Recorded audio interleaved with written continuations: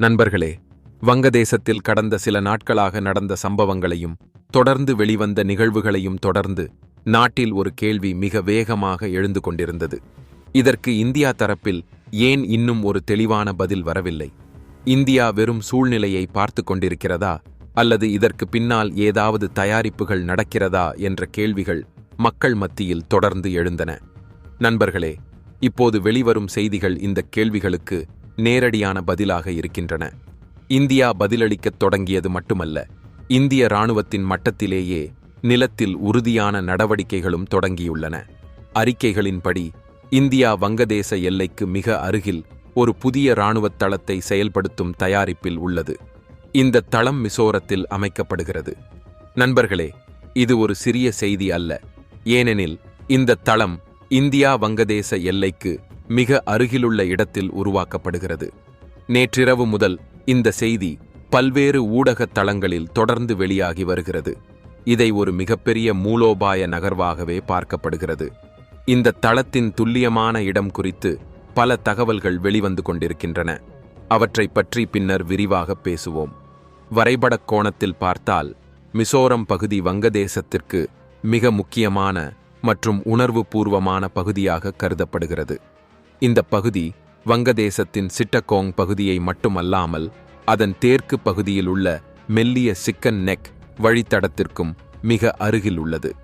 இதன் காரணமாக இந்த பகுதியில் நடைபெறும் எந்த இராணுவ நடவடிக்கையும் நேரடியாக வங்கதேசத்தின் மூலோபாய நிலையை பாதிக்கும். நண்பர்களே, இது மட்டும்தான் தற்போது நாம் பார்க்கும் வளர்ச்சி அல்ல. இதே நேரத்தில் நாட்டின் உள்பகுதியிலும் ஒரு முக்கியமான நடவடிக்கை நடைபெற்றுள்ளது. இது இந்தியா இந்த விவகாரத்தை வெறும் எல்லை வரை மட்டுமே கட்டுப்படுத்தாமல் உள்நாட்டிலும் கடுமையான அணுகுமுறையை எடுத்துக்கொண்டிருப்பதை தெளிவாக காட்டுகிறது. ஹரியானாவிலிருந்து வந்த செய்தியும் அதே அளவுக்கு முக்கியமானது. சட்டவிரோத ஊடுருவலை கட்டுப்படுத்த உள்நாட்டு முனையிலும் கடுமையான நடவடிக்கைகள் தொடங்கியுள்ளன. ஹரியானாவின் ரேவாரி பகுதியில் சட்டவிரோதமாக தங்கியிருந்த வங்கதேச குடிமக்கள் மீது காவல்துறை நடவடிக்கை எடுத்துள்ளது. அறிக்கைகளின்படி 73 பேர் காவலில் எடுக்கப்பட்டுள்ளனர். இவர்களில் 44 பேர் மீது வழக்குகள் பதிவு செய்யப்பட்டுள்ளன. அதிகாரிகள் தெளிவாக கூறியதாவது, இதில் ஆண்கள், பெண்கள் மற்றும் குழந்தைகள் அனைவரும் அடங்குவதாகவும் முழு விவகாரமும் விசாரணையில் இருப்பதாகவும் தெரிவித்தனர். நண்பர்களே, இந்த இரண்டு நிகழ்வுகளையும் ஒன்றாக இணைத்து பார்த்தால் ஒரு விஷயம் தெளிவாகிறது. இந்தியா இப்போது வெறும் அறிக்கைகள் மற்றும் பேச்சுக்களுக்குள் மட்டுமே இல்லை. எல்லையிலும் நாட்டின் உள்ளேயும் ஒரே நேரத்தில் உறுதியான நடவடிக்கைகள் எடுக்கப்படுகின்றன. மிசோரத்தில் என்ன நடக்கிறது? அதன் அர்த்தம் என்ன? இது இந்தியா மற்றும் வங்கதேசம் இரண்டிற்கும் என்ன விளைவுகளை ஏற்படுத்தும்? இவற்றை பற்றி நாம் தொடர்ந்து விரிவாக பேசுவோம். ஆனால் அதற்கு முன் இந்த வீடியோவை ஒரு லைக் செய்து சேனலை சந்தா செய்யுங்கள். ஏனெனில் இது போன்ற தகவல் நிறைந்த வீடியோக்களை தினமும் உங்களுக்காக கொண்டு வருகிறோம். இப்போது இந்த முழு கதையின் மிக முக்கியமான பகுதியாக இருக்கும் வளர்ச்சிக்கு நேரடியாக வருவோம். இதன் காரணமாக வங்கதேசத்திலிருந்து இந்தியாவின் பாதுகாப்பு வட்டாரங்கள் வரை பரபரப்பு அதிகரித்துள்ளது. அறிக்கைகளின்படி இந்திய இராணுவம் மிசோரத்தில் இந்தியா வங்கதேச எல்லைக்கு மிக அருகில் ஒரு புதிய இராணுவத் தளத்தை நிறுவும் திட்டத்தில் உள்ளது. இதற்காக 2 இடங்கள் தேர்வு செய்யப்பட்டுள்ளன. இந்த நகர்வு திடீரென எடுக்கப்பட்டதல்ல. இதன் பின்னால் திட்டமிட்ட மூலோபாயம் உள்ளது. சமீபத்தில் கிழக்கு கட்டளையின் தளபதி லெப்டினன்ட் ஜெனரல் R.C. திவாரி மிசோரத்தின் பல முன்னணி பகுதிகளை ஆய்வு செய்தார். இந்த ஆய்வின் போது ஐசோலுக்கு அருகில் உள்ள துவாம்பூயி இராணுவ முகாமையும் பர்வா மற்றும் சில்சுரி போன்ற எல்லைப் பகுதிகளையும் அவர் பார்வையிட்டார். நண்பர்களே, பர்வா பகுதியை பற்றி பேசினால் அது வங்கதேசத்தின் சிட்டகோங் பகுதியிலிருந்து சுமார் 50 கிலோமீட்டர் தொலைவில் உள்ளது. அதாவது இங்கே ஒரு முழுமையான இராணுவத் தளம் செயல்படத் தொடங்கினால் இந்திய இராணுவத்தின் இருப்பு நேரடியாக சிட்டகோங்கின் மிக அருகில் சென்றுவிடும். சிட்டகோங் என்பது வங்கதேசத்தின் மிக முக்கியமான துறைமுகப் பகுதி. அதன் பொருளாதாரமும் சரக்கு போக்குவரத்தும் பெருமளவில் இந்த பகுதியைச் சார்ந்தே உள்ளது. மற்றொரு தேர்வு செய்யப்பட்ட இடம் சில்சுரி. இந்த பகுதி சாட்டோகிராமிலிருந்து சுமார் 60 கிலோமீட்டர் தொலைவில் உள்ளது. பர்வா மற்றும் சில்சுரி ஆகிய 2 இடங்களும் சிட்டகோங்கிற்கு மட்டுமல்லாமல் வங்கதேசத்தின் தெற்கு பகுதியில் உள்ள சிக்கன் நெக் வழித்தடத்திற்கும் மிக அருகில் உள்ளன. இதனால் இந்த இடங்கள் மூலோபாய ரீதியாக மிக முக்கியமானவையாக கருதப்படுகின்றன.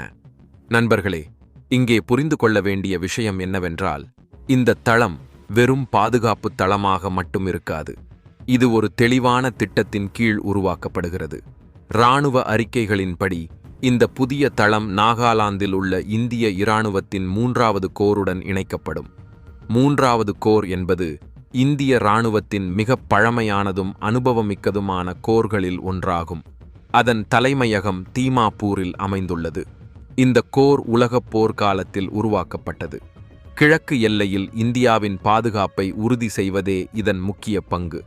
அதனால் மிசோரத்தில் உருவாகும் இந்த புதிய தளம் 3வது கோருடன் இணைக்கப்பட்டால் இந்த முழு பகுதியில் இந்திய இராணுவத்தின் செயல்பாட்டு திறன் பல மடங்கு அதிகரிக்கும். இதன் அர்த்தம் தெளிவானது. இந்தியா இப்போது இந்த பகுதியில் வெறும் கண்காணிப்பில் மட்டுமில்லாமல் முழுமையான செயல்பாட்டு தயார் நிலையில் நுழைகிறது.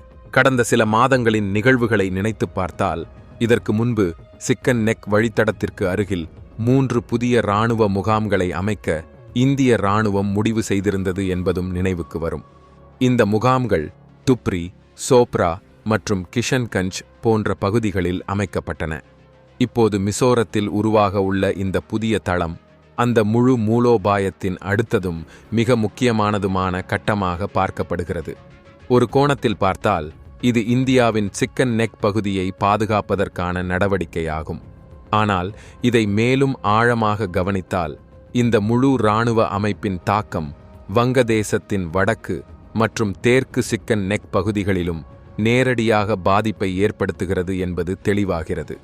பர்வா மற்றும் சில்சுரியில் இராணுவ இருப்பு ஏற்படுவதன் மூலம் வங்கதேசத்தின் தெற்கு சிக்கன் நெக் பகுதியில் நேரடியான மூலோபாய அழுத்தம் உருவாகிறது. நண்பர்களே, இதன் காரணமாக இந்த முன்னேற்றம் இந்தியாவுக்கு மட்டுமல்ல, வங்கதேசத்திற்கும் மிக முக்கியமானதாக மாறுகிறது. இந்தியா தனது கிழக்கு எல்லையில் ஏற்படும் எந்தவிதமான நிலைக்குலைவும் இனிமேல் புறக்கணிக்கப்படாது என்ற தெளிவான செய்தியை அனுப்புகிறது. எதிர்காலத்தில் இது பிராந்திய அரசியல் மற்றும் பாதுகாப்பு சமநிலையை எவ்வாறு பாதிக்கும் என்பதை குறித்து நாம் மேலும் விரிவாக பேசுவோம். நண்பர்களே, இப்போது இந்த முழு கதையின் 3வது மற்றும் மிக பரந்த அம்சத்தை புரிந்து கொள்வது அவசியமாகிறது. ஏனெனில் இது ஒரு எல்லையோ அல்லது ஒரு மாநிலமோ மட்டும் தொடர்புடைய விஷயம் அல்ல. மிசோரத்தின் புவியியல் அமைப்பு அதை மிகுந்த உணர்வுபூர்வமான பகுதியாக மாற்றுகிறது. ஏனெனில் வங்கதேசத்துடன் ஒரு பக்கம், மியான்மருடன் மறுபக்கம் இணைந்திருக்கும் ஒரே இந்திய மாநிலம் மிசோரம்தான். எனவே இங்கு நடைபெறும் ஒவ்வொரு இராணுவ மற்றும் நிர்வாக நடவடிக்கையும் நேரடியாக 3 நாடுகளின் பாதுகாப்புடன் தொடர்பு கொண்டதாக மாறுகிறது. மியான்மரில் நீண்ட காலமாக உள்நாட்டுப் போர் போன்ற சூழ்நிலை நிலவி வருகிறது. அங்கு ஆயுதக் குழுக்களின் செயல்பாடுகள் தொடர்ந்து அதிகரித்து வருகின்றன. இதன் தாக்கம் இந்தியாவின் வடகிழக்கு மாநிலங்களிலும் தென்படத் தொடங்கியுள்ளது. இதனால்தான் மிசோரத்தில் எந்தவிதமான பாதுகாப்பு இடைவெளியும் ஏற்படக்கூடாது என்பதில் இராணுவமும் பாதுகாப்பு அமைப்புகளும் உறுதியாக உள்ளன. இந்த பகுதி இந்தியா, வங்கதேசம், மியான்மர் ஆகிய 3 நாடுகள் சந்திக்கும் முக்கோணமாக இருப்பதால் இதை முழுமையான கட்டுப்பாட்டில் வைத்திருப்பது மூலோபாய ரீதியாக மிகவும் அவசியமாகியுள்ளது. அறிக்கைகளின்படி மிசோரத்தில் உள்ள சுமார் 85 எல்லை முகாம்கள் இப்போது கட்டுக்கட்டாக மேம்படுத்தப்பட்டு வருகின்றன. இந்த எல்லை முகாம்கள் வெறும் கண்காணிப்புக்கு மட்டுமே பயன்படுத்தப்படாமல் முழுமையாக செயல்படக்கூடிய மற்றும் எதிர்காலத்திற்கு தயாரான மையங்களாக மாற்றப்படுகின்றன. இதன் மூலம் உடனடி இராணுவ பதில் அளிப்பது, உளவு தகவல்களின் அடிப்படையில் நடவடிக்கை எடுப்பது மற்றும் எல்லையில் நடைபெறும் எந்தவிதமான அசைவையும் தடுக்குவது மிகவும் எளிதாகும். இந்த முழு அமைப்பு வங்கதேசத்தின் தற்போதைய சூழ்நிலையை மட்டும் கருத்தில் கொண்டு உருவாக்கப்படவில்லை, எதிர்காலத்தில் ஏற்படக்கூடிய சவால்களையும் மனதில் வைத்து திட்டமிடப்பட்டுள்ளது. வடகிழக்கு மாநிலங்களின் பாதுகாப்புக்கு ஒரு வலுவான கவசத்தை உருவாக்கும் முயற்சிதான் இது. எல்லைக்கு அப்பால் உருவாகும் எந்தவிதமான நிலைக்குலைவும் நேரடியாக இந்தியாவுக்குள் தாக்கம் ஏற்படுத்தாத வகையில் இந்த ஏற்பாடுகள் செய்யப்படுகின்றன. இது ஒரு நீண்டகால பாதுகாப்பு திட்டத்தின் ஒரு பகுதியாகும். மொத்தத்தில் இப்போது வெளிப்படையாகத் தெரியும் படம் என்னவென்றால், இந்தியா இனி சூழ்நிலைகளை ஆய்வு செய்வதிலேயே நிற்கவில்லை. நிலத்தில் உறுதியான முடிவுகளை எடுக்கத் தொடங்கியுள்ளது. மிசோரத்தில் உருவாகும் இந்த புதிய இராணுவத் தளம் வங்கதேசம் மற்றும் மியான்மர் ஆகிய இரு நாடுகளுக்கும் ஒரு வலுவான செய்தியாகும். எதிர்காலத்தில் இந்த முழு பகுதி எந்த திசையில் நகரும் என்பதை காலமே தீர்மானிக்கும். ஆனால் ஒன்று மட்டும் உறுதி: தனது பாதுகாப்பு விஷயத்தில் இனிமேல் இந்தியா எந்தவிதமான ஆபத்தையும் ஏற்க தயாராக இல்லை. மீதமுள்ளபடி இந்த வீடியோவை விரும்பினால் விருப்பம் தெரிவித்து உங்கள் நண்பர்களுடன் பகிருங்கள். இப்படியே தொடர்ந்து வீடியோக்களை பார்ப்பதற்காக சேனலை சந்தா செய்து மணி குறியீட்டை அனைத்துக்கும் அழுத்துங்கள். ஜெய் ஸ்ரீராம்.